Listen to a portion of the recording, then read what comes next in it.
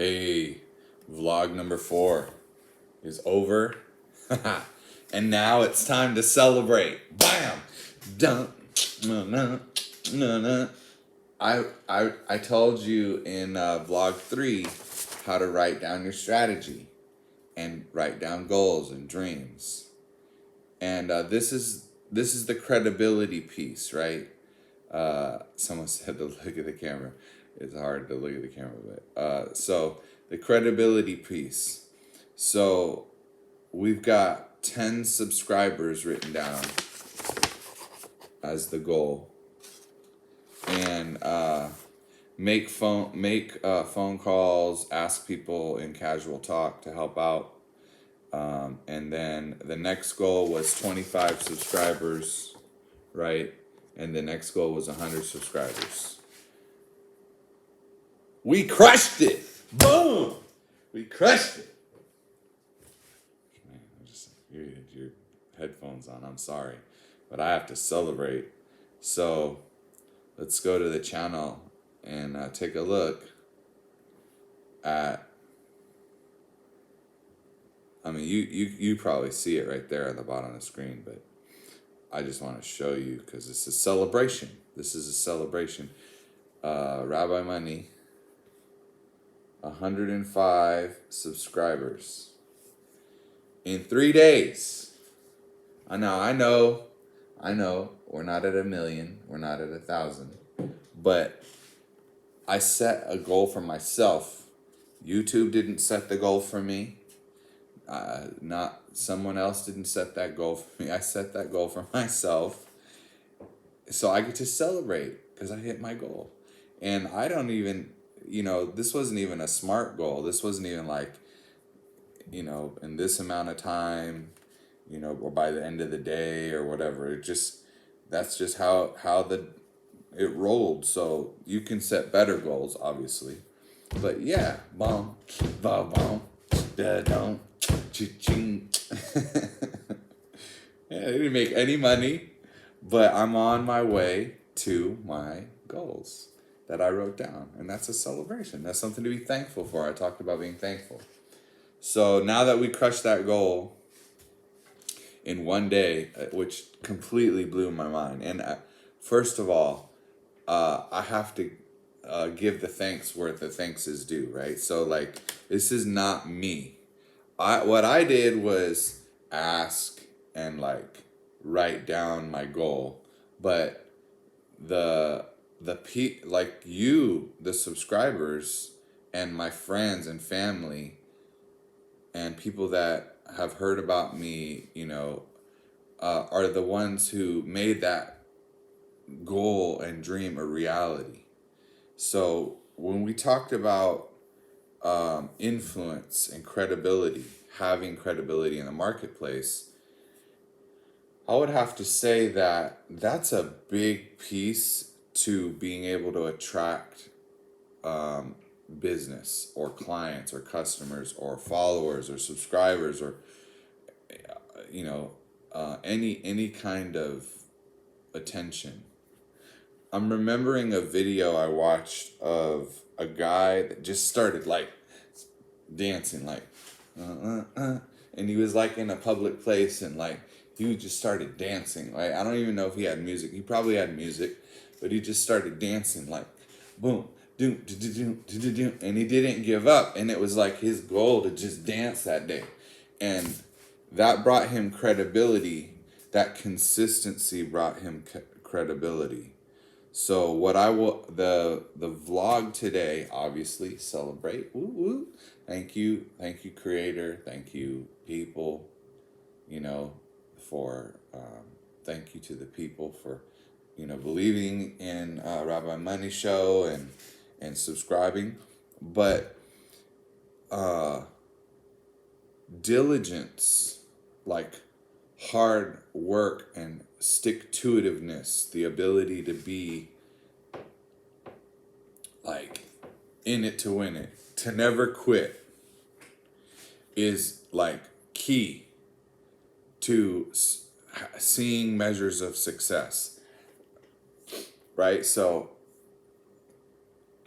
that's such a good such a good thought, because it is an evident, like, truth.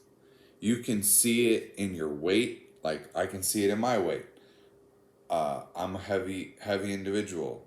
When I used to work out a lot and spend time being diligent about how I ate and how I exercised, I was thin. When I stopped being diligent and I was diligent in something else, then I was fat. Like, it's like I was diligent about not working out, and so I gained weight.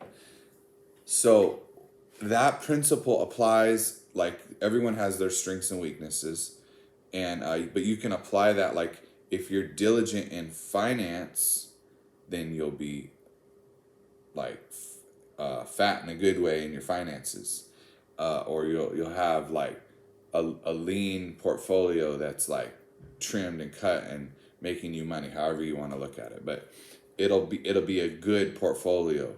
It'll be a good business. It'll be a good investment if you're diligent in watching your investment and the condition of your stocks and your sheep. You could say, like, if you have sheep, right, and you look at your sheep and you're like watching your sheep and you're like paying attention to them. Man, I gotta get another camera. I can't do that thing that someone recommended to like just look right here at this dot, because it's uncomfortable at this time. I haven't trained myself in diligence for that, so I will work on getting another camera set up so I can just look at the camera and not the screen. But please be patient with me on that request. Maybe I have to research how to train one's brain to not look at the screen. But we're talking about that diligence, or that ability to choose what you want to do and do it. And right now I'm like choosing to not look at that little dot, that little camera dot right there.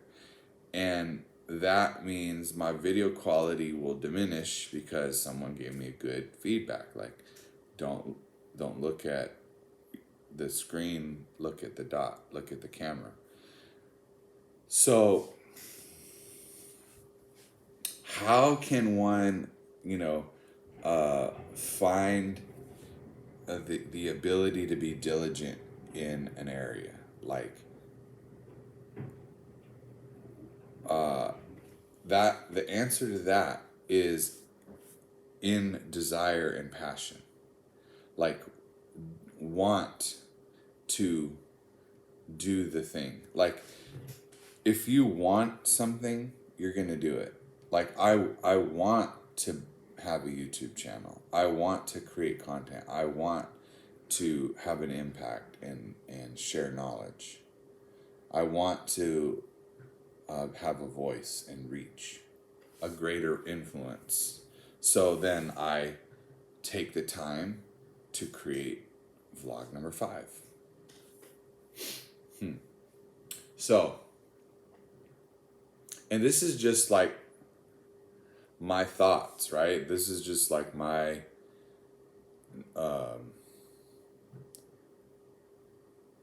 processing the question of diligence.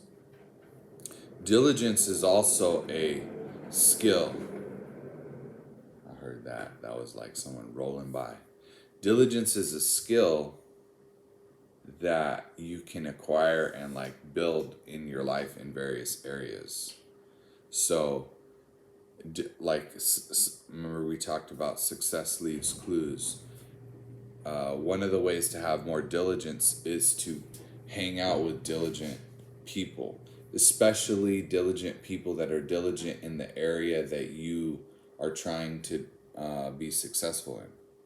So, like, if I can, and I think I wrote this down, is find other experts that are creating YouTube videos and hang out with them. And the best way to do that is to obviously have a friend, a Mr. Beast or whatever, that can be your your mentor, right? but not just like a talking mentor, like one that like will actually get in there and work with you and help you. That's the kind of mentor. I've had different kinds. I've had the kind that they're like life coaches and they just talk to you on the phone. And then I've had the kind that like, oh no, I'm gonna actually do this with you. I'm gonna like, you're gonna work, but I'm gonna help you do it, and I'm gonna train you. And those are the kind of mentors you want. So, reading, you can spend time with a mentor by reading his material and learn, like your brain will process the information. That's another one. Watching a video, you can spend time with someone by watching a video, so you don't even have to be like friends with Mr. Beast or friends with Casey Neistat. You can just like, or PewDiePie or whoever's famous right at the time. You don't have to. If I didn't mention you and you're a big shot, I apologize. I'm not trying to like pick people, just some names that popped out. You, you just you guys didn't get offended. You big shots. You didn't get offended on that. That's so funny that I even had to apologize. But I do want to be respectful. That's the thing. So, anyways, we were talking about mentors and how to have them, like reading videos, in person, of course. What's another way to have a mentor? Man, I'm just thinking right now of the greatest mentor of all. Like, you have access to the Creator by observing. Like, wisdom is in the streets, man.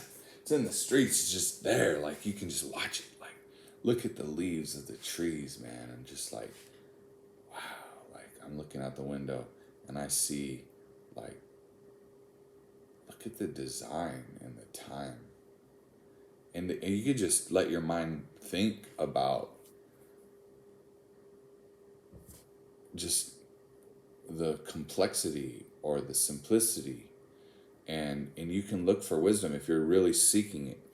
And it's in the streets, like, crying out, like, hey, like, get roots, dig deep. The tree speaks, like, dig deep, get water, like, get nutrients, build a foundation first, and then a trunk, and then leaves, and sprout, and produce beauty and fruit, and bring some shade, and do something for others. And that's what the tree teaches, like the wisdom of a tree. I mean, wisdom in the street. And you can find that in a dog or a person, or like you can watch a couple together, like a girl and a boy, and see wisdom in that. Like, look at how he loves her, or look at how she loves him, and just like learn from that wisdom, and then apply it to business. Like right now, just talking about the tree, it's like, okay, I need to have roots. I need to go big, to grow vertical. You need to build a solid root system and foundation. So what does that look like in business?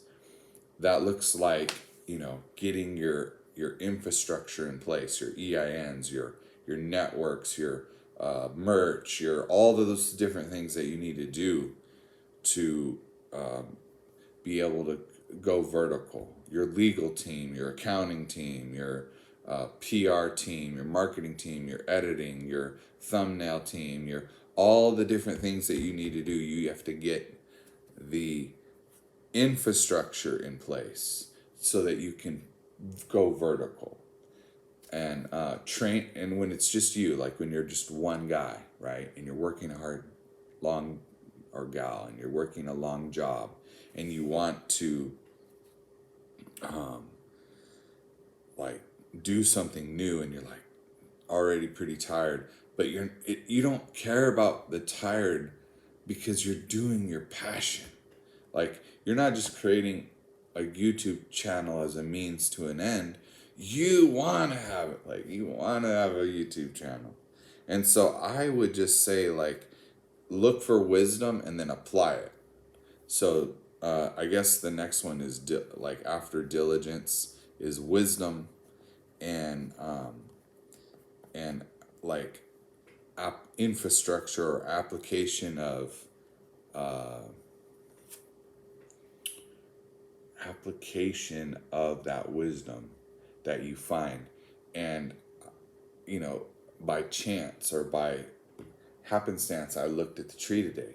That wasn't like a scripted thing or planned, but when I think about my businesses and I think about my investments, I think about like how I went into uh, a mode of building an infrastructure or building a stability. Yeah, that would be, that would be really good for you if you are just starting out, is to like think about stability. So practically, because I don't like to just give like theory, I like to give practical feedback. So if like I haven't done everything in the world, I haven't created everything, but I do have a business degree, and I do have an ability to like talk to someone about what their thing is. So if you have a specific thing that you're working on, it doesn't have to be a YouTube channel. It could be buying Dogecoin. It could be, whatever you're doing. Like, let's talk about stability. Let's talk about that together. And so put something in the comments that you have a passion for, that's like your dream, and that you maybe if you need help thinking about how to get the infrastructure and stability in place. So if it's business, you're gonna need to plan out what kind of organization you're gonna be. Like, of course, there's sole proprietor, right? But there's wisdom that you can obtain, and uh, if you've never been in business before, I probably would recommend a nonprofit,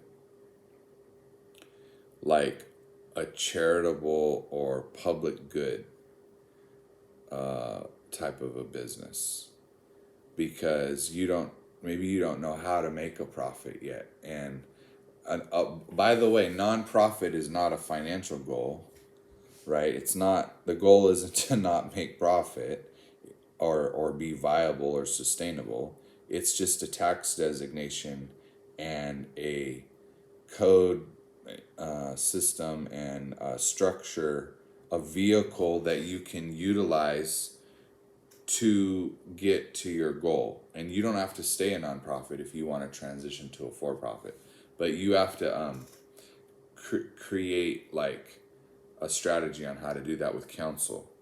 When I say counsel, I'm talking about like legal counsel, professional expertise, like accountant, a CPA, people that have like more experience and knowledge than you in an area with letters after their name. So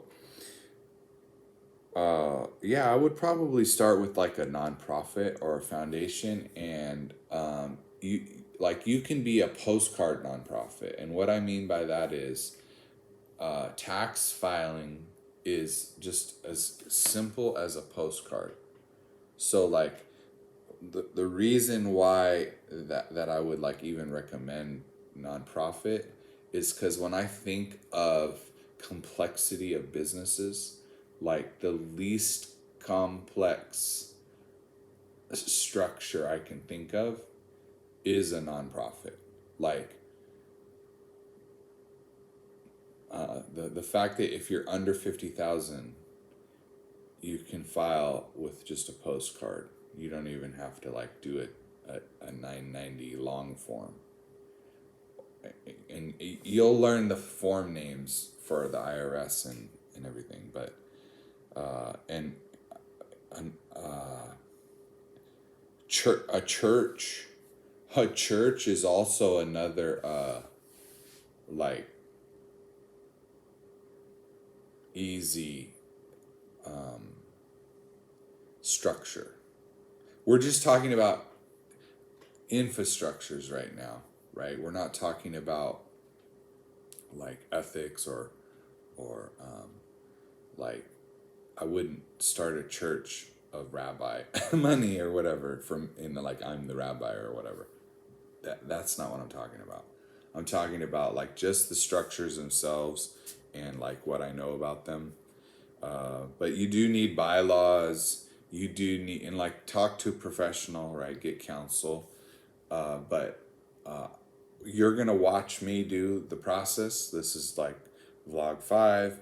Today we're talking about diligence and we're talking about like stick to itiveness and celebrating. And so I would just say like, and I know there's a lot of likes. You could like take shots for every like or something if you're a drinker or whatever. But yeah, build that infrastructure and find that ship, find that corporate entity that you want to use, whether that's an LLC, a LLC, or a like S corp, like the SEC filing and going public and being a publicly traded company. That's like a big complexity, right? That if you've never done that before, that's like a huge undertaking versus a nonprofit like under 50,000 a year EIN filing and then like Secretary of State filing and then Justice Department filing. So yeah, we're gonna go through that.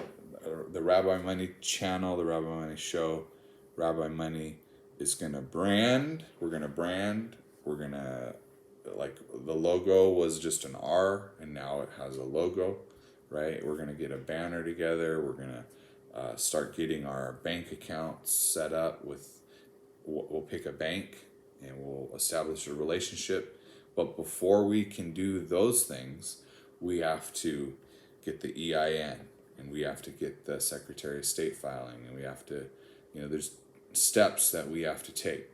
So I'm going to tell you what I do as I do it. And that way, if you're like trying to start something, then you can figure it out. And you have to have a mission statement.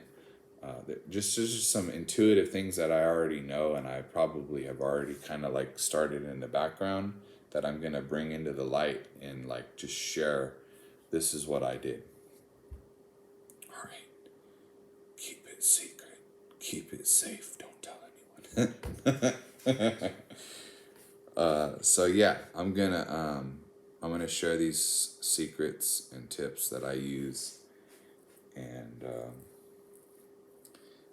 it's with this Spider-Man quote, or that quote that goes like, "With great power comes great responsibility." Like you're leaving babyland, of being an employee or self-employed, and you're moving into business, and so business has a language.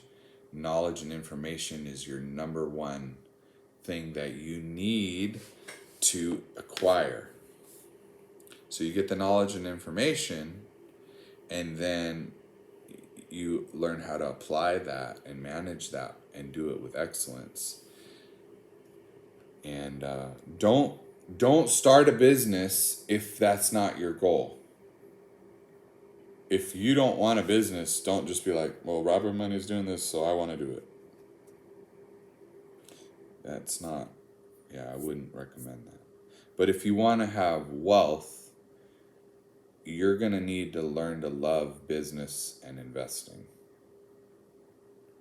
If you've decided, like I tell my kids this, you can choose, like, do you want to be poor? There's nothing wrong with being poor. Like, be the best poor person ever. And if you want to be middle class, you can be middle class. And if you want to be wealthy, you can be wealthy. Like, you can choose. There's choices before you. But they're, each one has behaviors.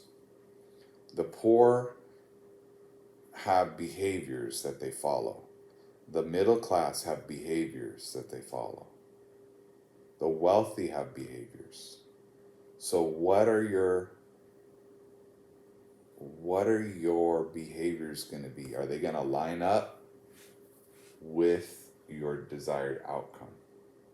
And the wealthy, if you think way back, like you go way back and you think about the wealthy and how they accumulated their assets, it was land, controlling land with power, and like armies, or however they controlled it, farming, agriculture, but they had land, and they monetized that land through serfs, or through title, or through, like I said, agriculture, or military might. But they figured out a way to monetize their land, taxation. The second thing was gold and silver. They accumulated gold and silver. And the other one was like art and collectible pieces, like relics, or, the staff of Joshua. 2 million. This is the staff of Joshua. He had it, and like, man, I want the staff of Joshua. Like, someone might come and steal the staff of Joshua. But the reason why they had pieces of art on the wall is like, if you're getting invaded, right, and you have to flee your land for whatever reason, and you need to take your gold and silver and go, like, the staff of Joshua is light, but gold is heavy. And it's just common sense, like, why they had art. They could, like, rip it out and roll it up and go with their art in their cart, or like carried it on their person, versus like if you had the Mona Lisa, boom, you could take it and it's still worth a lot because it's the Mona Lisa, right? And so that art and that collectible is worth something. And then like gold and silver is harder to carry, so you have to bury that, right? Or hide that somehow if you have a room full of silver or gold. And then the other one is land. So that was what they did, right? But we can model that and do that. We can have those pieces of wealth, but also we can have businesses, like own businesses that live on land. What is it? McDonald's and Ray Kroc. He when he was asked, "What business are you in?" And they're like, "Everyone knows what business you're in, Ray. You're in the hamburger business." And he's like, "No, I'm in the real estate business. Like, I own the land that the McDonald's the McDonald's are on, and then we monetize on top of that." So wealthy people, you got to figure that out. Figure out how to have land. They don't make any more of it. There's one Earth, unless we go to Mars, and there's one Mars, right? So if you can monetize the moon, you can monetize space, you can monetize Mars, you can monetize the Earth.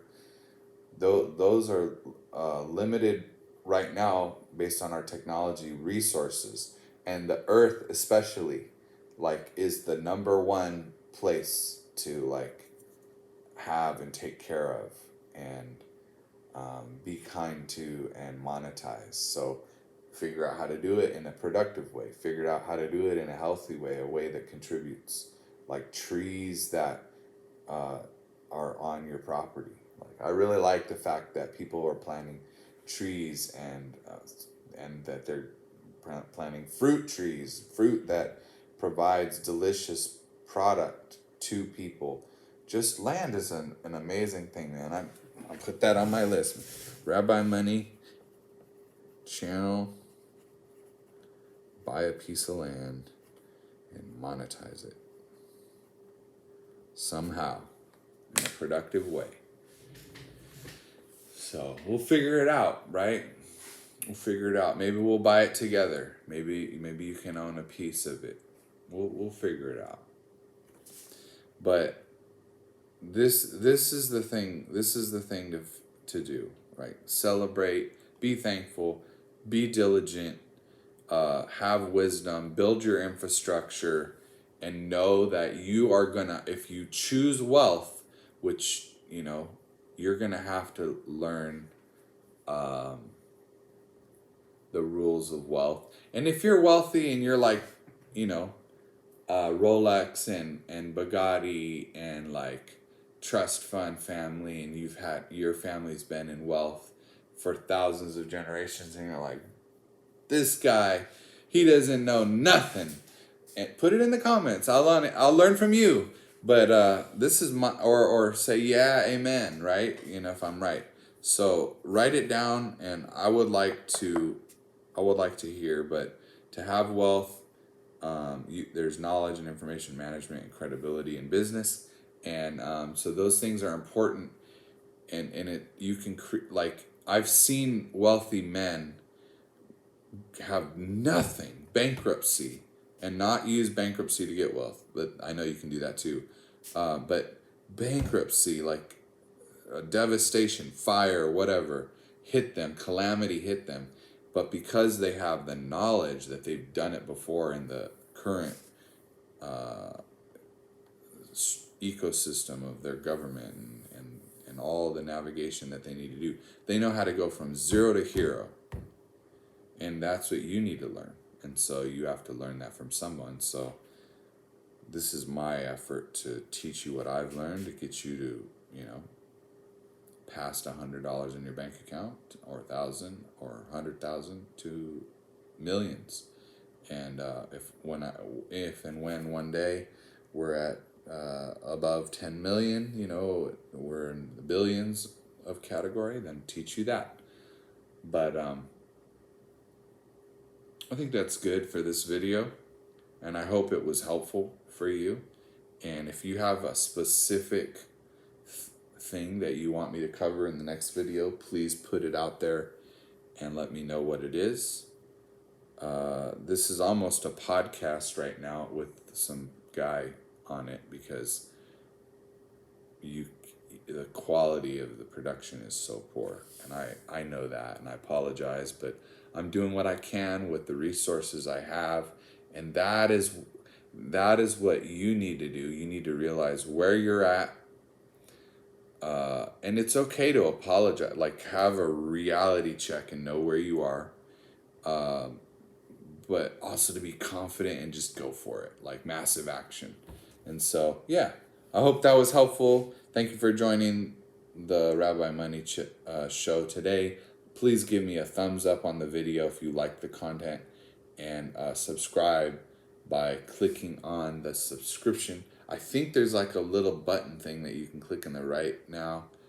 I hope it works. If not, you know where the subscribe is. Get the notifications bell and get ready for the next video. Vlog number 6 is coming.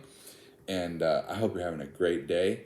And happy Memorial Day, everyone. And thank you for your service. And we'll keep paying your taxes. We'll keep paying our taxes so that you have a check.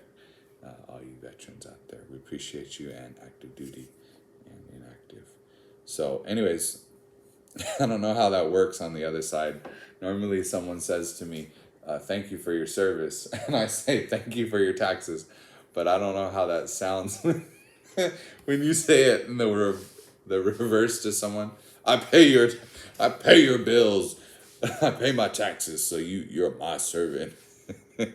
Anyways, we appreciate you. You guys are doing a great job.